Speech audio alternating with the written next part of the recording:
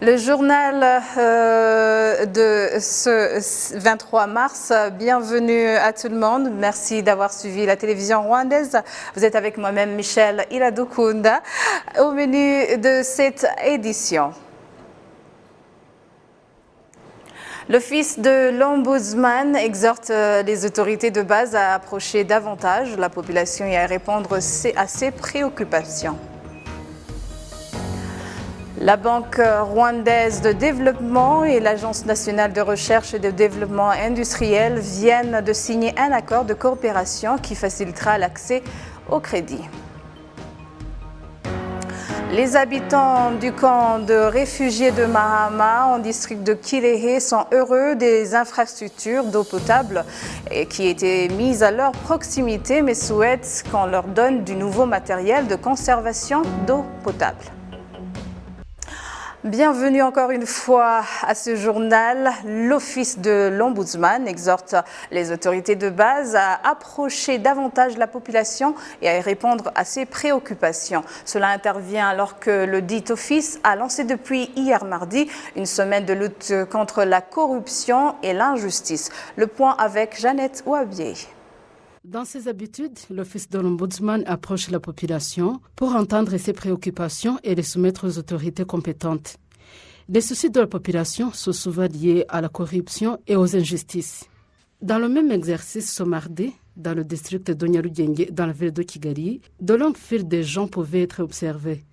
Ce sont les habitants de cette localité qui voulaient faire entendre leurs problèmes alors que les agents de l'Office de l'Ombudsman ont fait une descente dans ce district. La plupart des problèmes soulevés par la population sont souvent relatifs aux différents fonciers, mais aussi aux conflits familiaux et au bien-être social.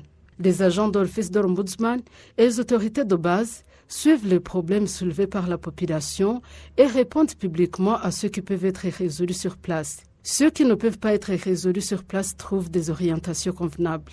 Il se trouve aussi que certains problèmes soient entendus et répondus à huis clos selon leur nature. L'ombudsman en chef, Nirere Madeleine, déplore l'existence des problèmes qui font de longues années sans être résolus alors qu'ils ressortent de la compétence des autorités de base. Elle ajoute que la pandémie de Covid-19 a accentué la situation, ce qui a donné libre cours au cas de corruption. Le secrétaire exécutif du district de Nyarugenge, Ngabonziza Emi, rassure que le district est résolu à en finir avec ces problèmes qui compromettent le bien-être de la population. L'Office de l'Ombudsman invite par ailleurs la population au respect de la loi pour favoriser l'octroi des services et la planification visant le développement et le bien-être social en général.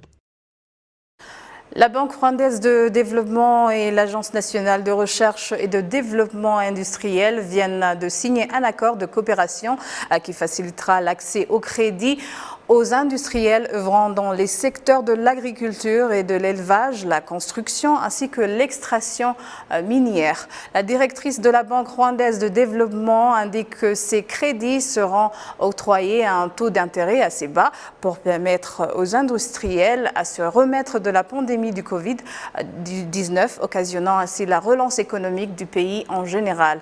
Pour l'Agence nationale de recherche et de développement industriel, le docteur Christian Sekomo Birame estime qu'avec cet accès facile au crédit, les opérateurs privés pourront se procurer du matériel moderne de nature à accroître la productivité afin de satisfaire le marché local et étranger.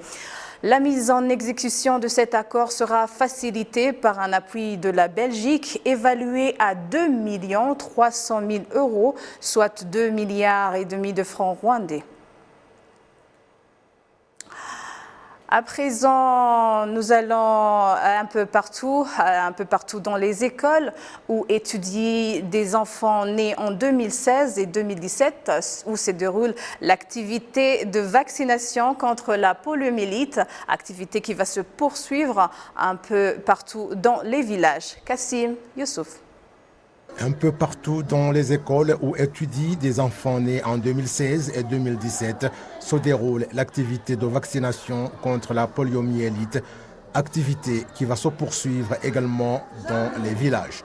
En district de Gassavo, ce sont environ 47 000 enfants qui sont concernés. Le centre biomédical du Rwanda RBC indique que ce vaccin contre la poliomyélite est administré au Rwanda depuis 2018 et s'ajoute aux gouttelettes contre la poliomyélite que reçoit l'enfant à 4 reprises, c'est-à-dire depuis la naissance jusqu'à 3 mois et demi.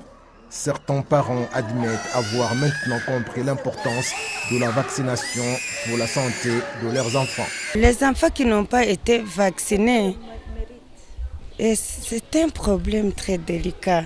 À 2 ans, il a attrapé cette maladie de poliomyélite et puis, étant handicapé, ses parents ont dû changer son école, loin de sa famille, à Gatagara. Vous connaissez l'endroit? C'est une école pour les gens handicapés. Beaucoup d'avantages. Un enfant qui a été vacciné n'attrape pas beaucoup de maladies. Comme vous l'avez vu, par exemple, dans notre école, tous les enfants sont vaccinés contre les coqueluches et variole, mais vous les avez vus qu'ils sont bien portants. Aucun enfant n'est malade. Le centre biomédical du Rwanda indique qu'alors qu'avant 2016, l'on administrait aux enfants des gouttelettes comprenant 3 médicaments. Ceux qui ont été vaccinés en 2016 et 2017 ont reçu un vaccin contenant seulement 2 médicaments et c'est à eux qu'on administre maintenant ce vaccin. Le directeur en charge du programme de vaccination au centre biomédical du Rwanda, Sibomana Hassan, confirme que les parents ont bien compris que la vaccination renforce le système immunitaire du corps et protège les enfants contre les maladies contre lesquelles le vaccin est administré.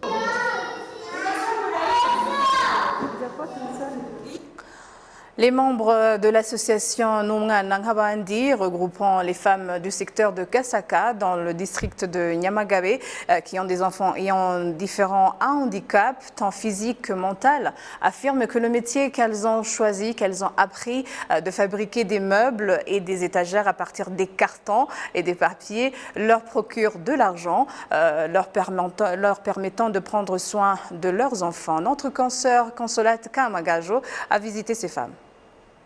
À partir des cartons et des papiers usés, les femmes membres de l'association Nunga Nanghabandi fabriquent de petits fauteuils pour leurs enfants qui ont un handicap, ainsi que des meubles, tables et étagères utilisés en famille. Pour le rassemblage de ces meubles, ces femmes utilisent le colle qu'elles fabriquent elles-mêmes à partir de la farine de manioc. Toutes ces connaissances acquises attestent ces femmes et l'un des profits tirés de l'importance de se grouper en association. Ces femmes se sentent aussi fières d'apporter leur contribution à la protection de l'environnement en rendant productifs des cartons et papiers jetés un peu partout qui normalement devraient être brûlés et avoir ainsi un impact néfaste pour l'environnement. Nous demandons des cartons là où nous les voyons et collectons d'autres jetés ici et là. Car nous avons découvert qu'à partir de ces cartons, nous pouvons fabriquer des fauteuils d'une si grande valeur. Pour fabriquer ces fauteuils, nous produisons d'abord ce que nous appelons planches à partir des cartons que nous regroupons et relions ensemble avec le colle. Nous avons appris beaucoup de choses. Nous utilisons des cartons qu'on devrait jeter et brûler pour avoir un impact à la pollution de l'environnement. C'est ça que nous servons et rendons productifs tout en évitant la pollution de l'environnement. L'argent récolté de ces meubles aide en grande partie ces femmes à se procurer différents articles dont elles ont besoin pour prendre soin de leurs enfants. Mais pour le raffinement de ces produits dont elles fabriquent, ces femmes ont besoin d'avoir plus de formation, ce qui leur permettra de produire des choses de qualité et avoir ainsi des marchés sans difficulté. Le vice-maire du district de Nyamagabe chargé des affaires sociales, Madame Agnès Maria, reconnaît la bravoure de ces femmes, membres de l'association Nunga Nanghabandi, et promet que le district de Nyamagabe continuera à faire la plaidoirie pour elles, pour qu'elles puissent atteindre leur objectif. Et pour témoigner leur soutien à ces femmes, au départ, le district de Nyamagabe a donné à ces femmes une somme d'un million de francs rwandais. Ce projet de ces femmes, comme vous l'avez vu, cette année, nous leur avons donné une somme de 1 million de francs rwandais, l'argent qu'elles sont en train d'utiliser. Mais nous continuerons à leur apporter notre soutien pour qu'elles puissent améliorer la qualité de ces fauteuils qu'elles fabriquent et avoir ainsi beaucoup de clients. Comme vous l'avez vu vous-même, leurs produits sont jolis, mais les gens n'y sont pas habitués. L'association Numwana Nkabandi compte au total 10 membres et ça fait une année qu'ils ont lancé ce petit métier de fabriquer des meubles à partir des cartons et papiers. Consolate Kamagaju à Nyamagabe pour la télévision rwandaise. Les réfugiés du camp de Mahama indiquent que l'usage du gaz comme combustible leur a permis de se passer du bois de chauffage et par conséquent de ne plus abîmer les forêts. La direction de ce camp admet que cette situation a sensiblement réduit les dépenses dues à l'usage du bois de chauffage. Kassim Youssouf. Dans le camp des réfugiés de Mahama en district de Kirehe, ceux qui y résident ont compris l'importance de l'usage du gaz en tant que combustible pour la cuisson qu'ils reçoivent d'ailleurs gratuitement. Le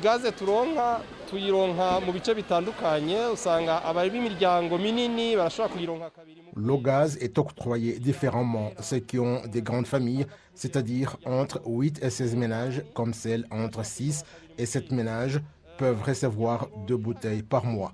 Une seule famille reçoit une bouteille de gaz une fois par mois.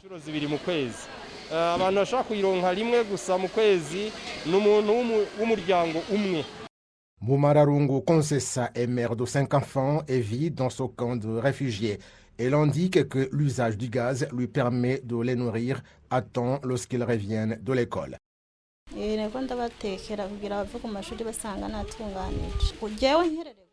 Je leur prépare de quoi manger pour que je sois prête lorsqu'ils vont rentrer de l'école. Le gaz me permet d'être prête. Avant, l'enfant arrivait à la maison et dormait parce que la cuisson n'était pas encore prête. L'usage du gaz de cuisson a transformé le quotidien des réfugiés du camp de Mahama qui n'ont plus besoin d'aller chercher ailleurs du bois de chauffage. La cuisson est faite à n'importe quel moment. Par exemple, maintenant il pleut, mais je continue à faire la cuisson dans la maison. Avant, lorsqu'il pleuvait, j'étais obligé de me déplacer, mais actuellement, il n'y a pas de problème. Nous sommes 2 et j'ai reçu aujourd'hui une bouteille de gaz. L'autre distribution est dans 22 jours.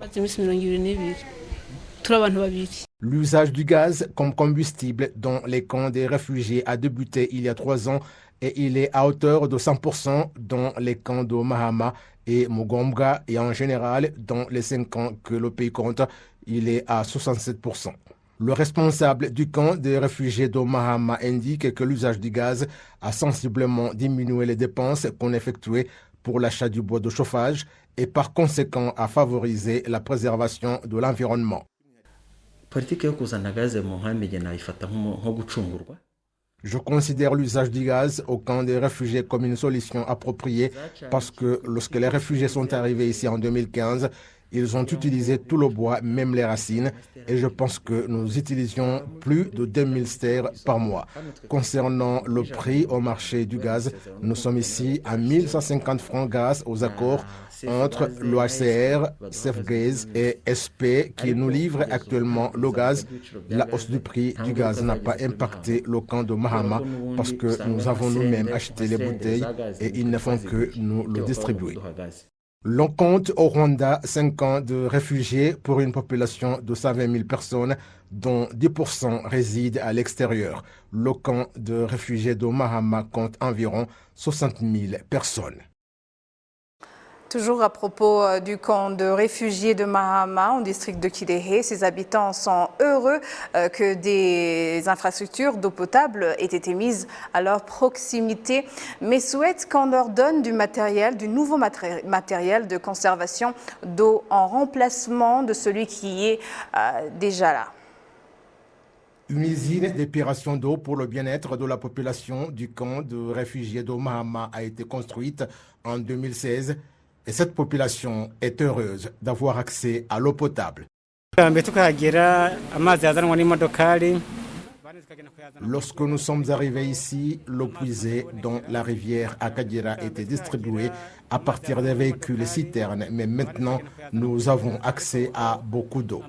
Ce qui a changé, c'est que nous avons de l'eau à boire pour la cuisson, la lessive et l'arrosage du potager familial, et cela a transformé notre quotidien et celui de nos enfants. Amazi kenshi iyo atari mu zuba cyane ntabwo tujya tubura amazi bikabije. Sauf en saison sèche, nous ne souffrons pas ici de carence d'eau. Si une communauté en manque, elle peut en trouver dans une autre. Je trouve qu'il n'y a pas de problème de manque d'eau. Le changement qu'il y a, c'est qu'on ne manque pas d'eau. Sinon, on est obligé d'aller puiser l'eau de l'Akagera. Et parfois, les enfants et même des personnes adultes y tombent. Vraiment, il n'y a pas de problème d'eau. Twirukanka tujya kuvoma hari igihe abantu benshi bagwamo ariko ubu ni ukuri ndabona amazi yaboneka ubu nta kibazo kindi cyaba cyabigira. Les habitants du camp de réfugiés de Mahama indiquent toutefois souhaiter avoir du matériel pour la conservation d'eau potable. Le directeur de la société Ayate Kestar, qui assure la distribution d'eau potable dans le camp des réfugiés de Mahama, indique que l'accès d'un grand nombre de personnes à l'eau potable favorise la protection de leur santé. Le responsable du camp de Mahama indique que le matériel de conservation d'eau potable est normalement distribué et que si jamais il y a ceux qui ne peuvent pas le trouver par eux-mêmes, il leur sera donné.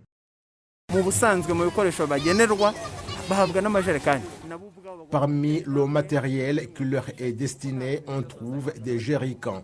Ils doivent cependant progresser et en trouver eux-mêmes, car tout ne leur sera pas donné par des bienfaiteurs.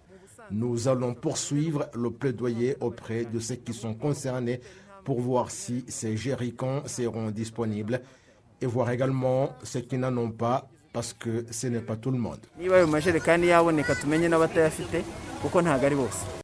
Le camp des réfugiés de Mahama à son début en 2015 utilisait l'eau distribuée par des camions citernes et une année après, il a eu une usine d'épuration d'eau d'une capacité de 15 mètres cubes par jour. La population actuelle du camp des réfugiés de Mahama est d'environ 55 723 personnes. La direction de ce camp indique que la quantité d'eau nécessaire par jour destinée à une personne mondialement reconnue a été atteinte car chaque personne reçoit au moins 22 litres. Depuis ce mercredi, le ministère de l'Éducation et ses partenaires ont débuté une vaste campagne d'inspection des écoles primaires et secondaires dans le pays. Le ministère indique que cette campagne permettra de s'enquérir de la vraie situation qui prévaut dans les écoles afin de pouvoir résoudre les problèmes qui pourraient compromettre la qualité de l'éducation. Cette campagne a débuté par le district de Bugesera à l'est du Rwanda. La ministre de l'Éducation, Dr Valentine Uwamariya, a précisé que cette opération permettra aux 10 ministères d'assurer la qualité de l'éducation dans le pays. Et c'est ici que prend fin cette édition. Merci de l'avoir suivi. Au nom de toute l'équipe qui a contribué à sa réalisation, moi-même Michel Iladokunda, je vous remercie. Bonne poursuite des programmes de la télévision rwandaise.